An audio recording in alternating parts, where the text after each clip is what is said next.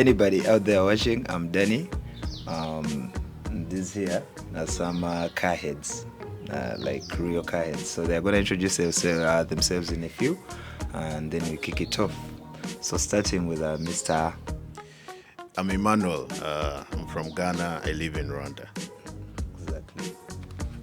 I'm Raymond, aka Ray Carl.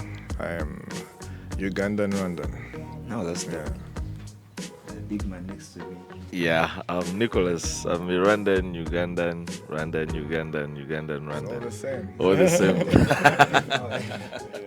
Yeah, and I'm Danny, and we're going to be talking about cars today.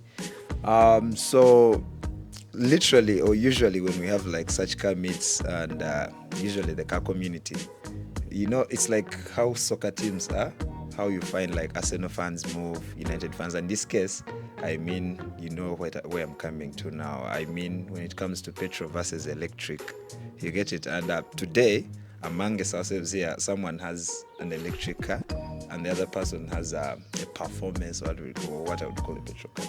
So I don't know. How do you guys go along? Do you guys ever look at any, like your friend's car, you look at his car and be like, I wish I'd have this car in this situation? And also, would you look at his car and be like, I wish I had this car in this situation? Or you're comfortable with what you have and what you're driving? No. You see, when it comes to car, it's very dynamic, right? So I would love a petrol car, a performance car, basically because of the sound. I want to hear a sound from the back.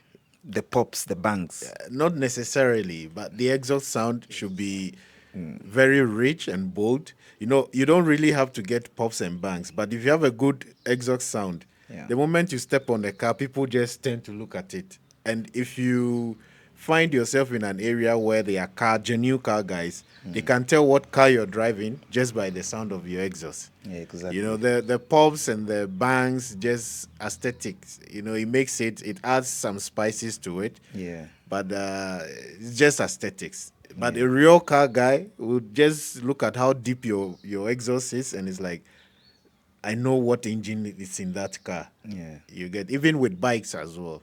Yeah, that's good. What did you say about that? Right. Yeah, so I couldn't say anything different. That's the whole thing about being a petrolhead. However, we're moving into times where we also need to be responsible for, I could say, our planet. So we're trying to say, we're trying to. I had to say it. How much are they paying you? Now you know. Yeah, but anyways, Yeah, so there are days where you feel a little bit guilty for having made so much noise and you want to just glide. That's all I can say. Sometimes you have to pay back for too much fun. Oh. Yeah, that's how I see the electrics. But minus that, it's not about the electrics. It's about the technology, trying out new things. Once you're not curious, you tend to die. We're trying to see how the electric works before we can go crazy and see what we can do with it. Who knows? Probably tomorrow it could have a V8 motor in it at some point. But let's see how that goes. Back to you, brother. Electric or petrol? They know it's always petrol. It's always going to be petrol. And the reasons? no offense to you electric guys, it's okay. I mean, for me, the reason is a car is another extension of you in one way or another. So when you're in there and you're moving that machine and you can't even hear what it's doing, I feel like I'm disconnected completely. And that's how I feel when I drive electric cars. I feel like a Flintstone. Remember those cartoons? Yeah. It's just flying through. It's hissing through. It doesn't work for me. But environment-wise, I understand electric cars. They actually save a lot of money. I think Ray's car has given us a very good. I would say, we've seen a very good difference in terms of the fuel. in terms right? of fuel consumption. So me, I'll add to it. Yeah. The environment thing, it's all crap. It's not true. Let's just be honest. Because listen, the batteries themselves are also harming the environment. You understand? But Yeah, the good side of the electric for us here, where we find ourselves as Africans, we're saving money. Fuel is expensive. You know, there's too many politics on fuel. So if you get a car that can saves you that money, you can pocket that fuel money, and then the car will still take you to where you're going. I think for that, yes, I like electric. But like he said, if I drive this electric car, I think that would be the end of my life. You know, because it's quiet, it has torque, and it's constant. You get it. So if they tell you it's 300 horsepower, that's constant. You know, with this petrol, the moment transmission engages, there's this breaking point, yeah, right?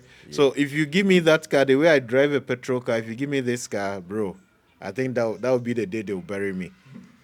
You know, so yeah, and just that's constant power, the constant that's another concern. Yeah. When I was coming with Raymond from Chigali, Yeah. he mentioned a good number of these car owners are actually crashing them because they are not yet used to a car moving that fast and there's no sound. yeah. So there's also that alert system now we need to develop if you're using those cars, that it's not as slow as quiet and not as slow as it is. So That's really good, there because is a you know, like something, things that work on you in a subliminal way without you knowing, and once they take them away, that's when you get to know. Yeah. Like, it actually, yeah, I would feel like it feels so weird. It's like eating when you're not actually eating food, but you're swallowing no, something. I mean, like, for Raymond's car, it's a hybrid. Yeah. So combustion and electric. So that is why I think he's got like a start button. But a full electric car, fully electric. it doesn't have any button. You know, you just open the door, the car is already on. Or you tap on the brake, then the car starts. So if you give it to a traditional man, also an old Mose who has no idea about this technological world, and you, because he has money, you encourage him to buy because he's saving the environment, that thing will kill the man. Exactly. You don't know when he's moving. Unlike a petrol car or a diesel car, there's some sound for you to hear the engine is revving. Yeah. You know, this is zero. It's an alert. At least, Because now it's better. Before, when you look at the Teslas and what, there were no buttons. Yeah. So everything is like smartphone on wheels. At least now, you can get physical buttons to press. You know, it makes you feel like that. When you're inside, you feel like, oh, I'm in a car. You're touching Other than things. that, It's yeah, tactile. it's just here like and an there. iPad with wheels. You know? I get it. And now that explains why, like, you remember yesterday when we were heading to that place and the quick shifts and the burst of speed and everything. Then every time I look around, the BYDs just around. Yes. Like, wow. I'm like, Yes. we are moving fast. Why is it not making any sound? But they are keeping up. Yes, and and- now the Benz is like, Yeah. the ML is. And this is the thing that people don't know. Yeah. Like most people don't know. So you see, especially if you're doing drag races with these electric cars, if you're able to launch before them, that is fine. They can't get you. But if they take off before you, don't try to even catch up with them. You can't, because for them their torque is constant. It's just, so you always have to make sure that at the go, you launch and then you move faster than them. You get it? Yeah. Oh, that's good. Okay, nobody has asked me what I would take, whether petrol or electric. But my answer would be like, it's like comparing an Apple Watch to like a Daniel Wellington or a Rolex. I prefer mechanical, moving things. I don't like things that are automated. I want to have control. Yeah, so I think I'd prefer. But I also love, because I'm so big on technology, I'm a tech guy, so I would love the best of both worlds. Would you get it? consider having both? Just the way they are there? If money is no issue, I mean, come on, I would have Yeah, both. but- But then what I would prefer is, you see, having a lot of cars and then you're not driving them is also not a good thing. I'd prefer having the best of both worlds. Like how the Benzes are making those C63Ss, the S versions where they have the hybrids. It's like a V8 and all that, but has like a whole turbo. But you see, I always say that if you're into both Yeah. electric and petrol, I'll always advise you go for a German machine. Personally, all my cars are active hybrid, right? it's living both So, worlds. for example, the X6 has an N63 engine and also a hybrid component to it. Yeah. when you look at the engine, the only thing that differs from the regular X6 is the transmission. So this one where the flywheel is different. So if you get a non-hybrid transmission, you already have a full V8. The same with this one as well. This has an N55 engine with a hybrid component. So if I want the best of both worlds, and when I drive the X6 to Kampala, I save a lot of fuel. I save a lot unless I push the car hard, then it goes into combustion engine. Other than that, I can actually drive on hybrid mode to a certain kilometers. You see, so I also save on fuel. So I would love that. I have the sound, I have the buttons, I have If the you want mean that, look, it kicks everything. in. Exactly. Yeah. I would opt for that. Other than going for a plug-in hybrid. A plug-in hybrid, no. Because most plug-in hybrids, they give you maximum a four-cylinder engine, right? And that four-cylinder, even though some, by the way, some plug-in hybrids are super powerful. Like when you tune them, like the 330Es, the F30 330Es, those cars are wild, like serious. Just you need to be careful how you push the car because then you can actually get all the pistons out. Oh, That's Yeah. common. Yeah, but you can actually do 300 horsepower on those cars when you tune them. You see, so yeah, for me to get both, I'll always go for a German machine. Even there's a Porsche Cayenne hybrid, there's a Mercedes S400. Yeah. There's like an S class, like the S550s. You Yeah. can tune it, you can build it to be that Maybach kind of look. Yeah. So I'll always go for the German machines. Okay, that's Yeah. good. You have any issues when it comes to any cars that are not from Germany? Is No. there a reason why you're saying you have to go for a German car? Oh, him. Yeah. No. So it's just like I'm telling you. If I like this hybrid, Yeah. if the hybrid parts gets off and I don't have money to fix it, and they are way expensive, Yeah. so all I have to do is to get away the transmission, and then get a non-hybrid transmission.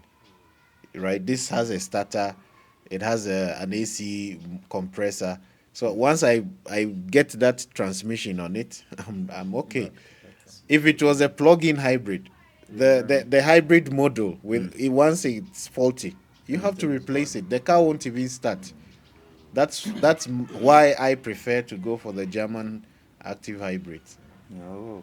So do you think because now the way you're talking, you have a lot. You have like elite knowledge about cars. And usually the normal driver, like people who are going to be watching this, are usually people who they don't know the engines, they don't know like everything. They just want to get in the car, feel like, is it moving fast, but is it comfortable? Is it taking you get it? Eh? Yeah. So those are the people that want to understand that mostly. Yeah. Of course, the car heads are there too also, the ones that are enjoying all this. But to those people, would you recommend them buying an electric car in Uganda? Like, let's say, because right now we're in Uganda, by the way, in case you guys are wondering, we're in Uganda at a very beautiful place.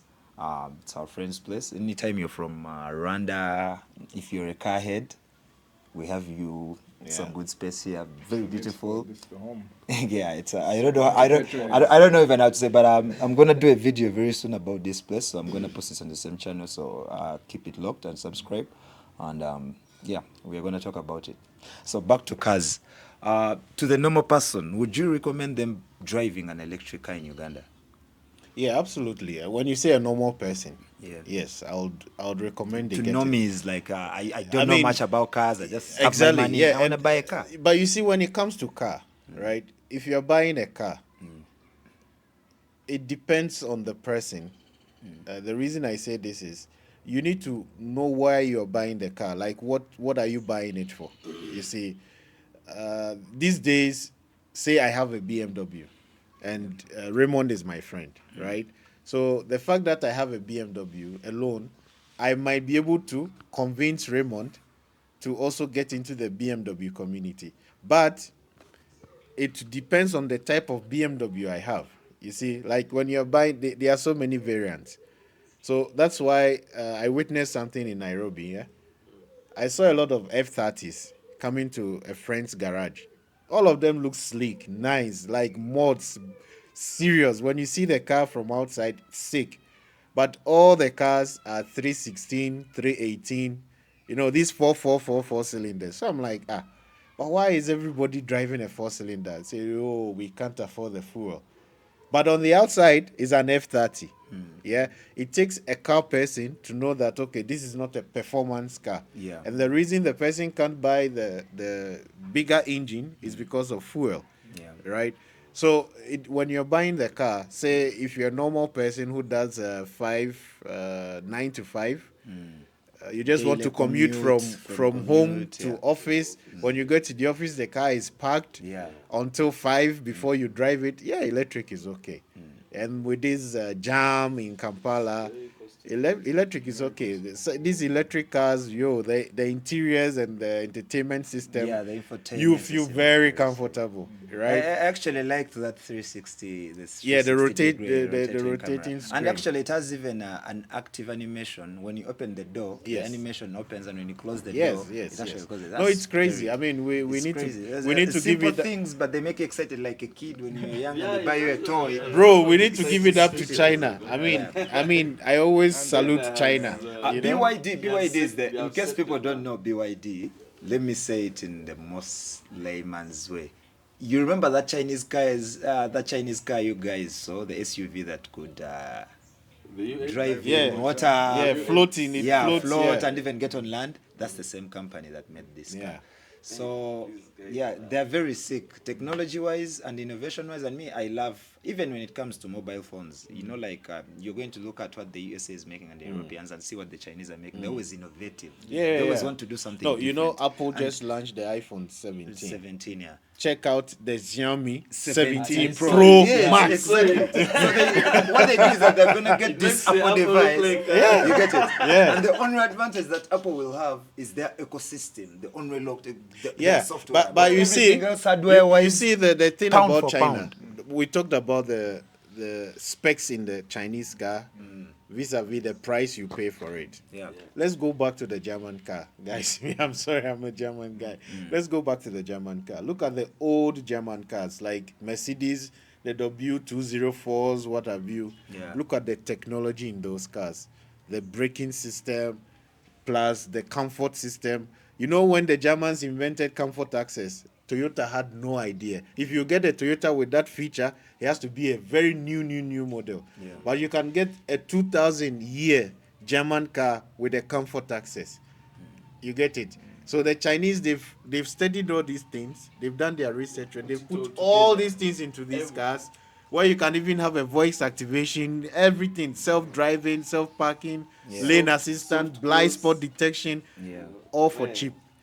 Yeah. So with that, I will tell anyone who is a regular driver, if you don't have the money to buy a performance car and you only need a car to take you from point A to B, electric car, it's okay. I'd just like to add to that. Yeah. So, yeah, we're all petrol heads here. So many of you may be like, the BYD guy. No. He is the BYD guy. But we're curious. At the same time, I'm a German enthusiast. I'm actually a European enthusiast. I grew up in a family of Land Rover, Range Rover. Yeah. Then I used to work with my uncle, who was among the best fast engineers in Mercedes, here. Locally. Yeah, locally. Yeah. So I used to work at his workshop. So I have a lot of car knowledge. I grew up around car people, motorsport, etc. So I've come from different European brands. From Land Rover, I was a Benz guy. Then I looked for the best of all worlds when it comes to performance, luxury, and a machine, a well-built machine, and that's the BMW. Yeah. So I'm a BMW guy now. So when it comes to BMW and performance and sportiness, you're looking for something that you still makes a statement, but still comfortable, still Reliable enough. and it performs. Yeah. I mean, do your research, you'll find what BMW is doing. I'm sorry, Benz guys, but you guys are also adopting our heart soon. They're getting the BMW engine. Oh. Yeah. They know what's happening. BMW has So yeah, that mentioned, let's talk about the Chinese. We were talking about advising the normal person about an electric car. So curiosity gets the best of you. We're living in times where there's a lot of traffic. Commuting is becoming tedious. You have a performance car that is getting carbon buildup because you can't hardly go above 50 kilometers per hour. You're averaging only 20 kilometers, slowing down. It's not good for performance engines. And I won't lie to you, when it comes to city driving on a day, Monday to Friday, it gets hard. It's fun, Yeah. it's fun, but if you listen, I'm the type of guy who connects to a car. If you listen to how your car is feeling, it feels like you're choking it. It's like it wants to go on and operate. It's like having that fast, it's like having a dog that you don't take out for a walk. Yeah. It's always just in the kennel. It's not, you're holding it back. So these daily commutes are really dangerous on our vehicles. So you feel like you're hurting the car. You just need some space. So when it comes to punish this electric cars, that's what they're meant to do. Okay, that's beautiful to know. And I also think you talked about the point of commuting. Like most people who are buying cars in Uganda right now are people who are working in towns and what, like that age of 28, 30 to 40. And I feel like there's little to no education about how good electric cars can improve their daily commutes. Because if you're working 365 days a year, you're working over 300 days a year. More than 350 days a year, apart from Easter holidays and Christmas holidays, and maybe you got a leave, maybe the maternity leave, something like that. Apart from that, like literally you're spending 3 hours on the road every day. You get it? So those 3 hours on the road, if you actually wanted, you'd make them the most productive, depending on what car you're in or what car is carrying you. So I think it's a very good argument. The infotainment system in the BYD is crazy. Yeah. I think someone would be inspired sitting in an electric car rather than driving it. Yeah, you'd be more inspired just being in that interior because it's so good. Let's talk about economy. Let's just compare rough figures. Yeah. I'll give you an example. I feel like I haven't even consumed anything getting here, and we've already done about I could say 400 kilometers, 300 kilometers. We're around 300 something. Yeah. Yeah. Or less. And the car is consuming 2.9 liters 100 kilometers. 100 kilometers, 2.9. 2.9 liters. Yeah. You guys had 100 kilometers, 2.9 liters. So It's not a typo. So I think it's a typo. It's not I've a typo. so far used, for this journey here, I've so far only used about 4 liters, coming to 4 liters from Kigali, just to give you an example. And 4 liters driving of fuel around. Yeah, I mean, we've moved around. And from moved Kigali around, to Mbarara. That's And then crazy. moving around and all. So just estimate that in your daily commuting traffic jams. Yeah. Roughly. You're there same sitting with an amount for a 800 week. brake horsepower car in jam. It's just burning, so breathing. The only thing you can do is be like the Subaru rev, guys and pop just some rev, sounds. pop, pop, pop, Yeah. rev, pop, pop, pop, and So it hurts, but Yeah. So when you get one that has a good infotainment system, massage seats, yeah. it's like you're moving with your spa in traffic jam. Yeah, yes, I was still on that topic. Roy, I'm gonna keep with you. Now it's time to talk about your car actually in this very so what year is it and what exact model of BYD? Okay, so this is a BYD Song Plus. This is a 2025. For this, it's a flagship, so it's a highest trim in this. So BYD does what they call there's overseas and mainland China. Yeah. So overseas, this will be known as the Sea Lion 6. But then with the features that this one comes with, most that are overseas don't get. For example, so this flagship will come with a heads-up display, infinity sound system, self-parking, and all that. But you'll find that the overseas don't do that. Yeah. So, it's a 2020. It's a 1.5 liter engine with one single electric motor. You find that the overseas has a four-wheel drive version, but this is a front wheel. Yeah. Yeah. While I was in Kigali, the car used to take 1.5 liters 100 kilometers, but because we've done the journey. It kind of recalibrated to the 2.9. Yeah.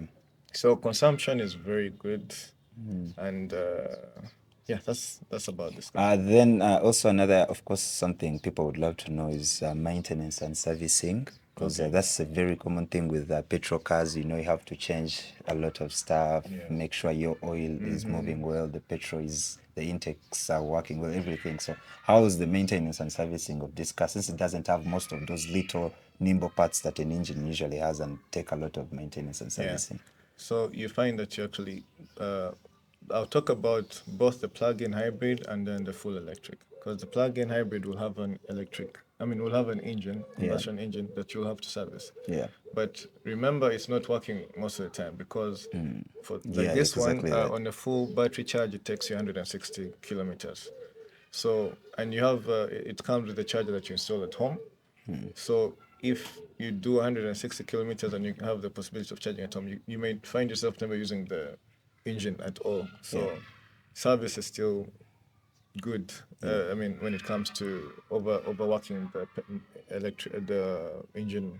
Yeah. The engine. Yeah, that's good. Also, before that, just leaving the engine alone, servicing can go as far as, if I got a dent, how do I pull out the dent? If maybe I got a flat tire, can I get the exact tires that fit it? If maybe my spokes or my side mirror got an issue, I'm lucky. is there a shop I can get in something? Kigali, there's a company called that actually has the best deal you could get on these cars is a company called CEVR. Yes. It's where I got this car from. It comes actually with a 5-year warranty. Oh, that's beautiful. And maintenance. So you're worry free. If you get anything, you just take the car there, here's your car, please. So they are dealing with different Tesla, BYD. Yeah, so that is Renault. That is China electric vehicles, Rwanda. Something. Yeah. Oh. CVR. So they have good deals. They're dealing with the BYD and Geely. If you do your research and find a car called Geely, they own Volvo. Now, Volvo is among the safest cars in the world. Yeah, Volvo. Geely is a parent company to Volvo. Yeah. And they're also a Chinese company. So we need to stop thinking of China like China. Yeah. I always if you tell do your people search that. and see the wars happening between BYD and Tesla out there and whatnot, I'm afraid that if at all America opened its borders to these cars, Tesla would go down. Run out of business. Yeah. So that's BYD how made a bad- supercar. I saw a thumbnail about it, Q9. but I hadn't actually clicked on the video to watch it. They made a supercar. It has like a crab. It has everything, like all features. Yeah, then Australia, then Europe, South Africa. They'll be here soon. Yeah, and another thing our viewers need to know is that if you're in Rwanda or Uganda, electric cars don't have any tax levy on them. Don't forget that. It's not only a Rwanda thing. Fully electric cars don't have a tax levy on them because that environmental tax levy is the one that usually puts the prices too high. So this time it's gone. So it's one more reason to look at electric cars and think about it.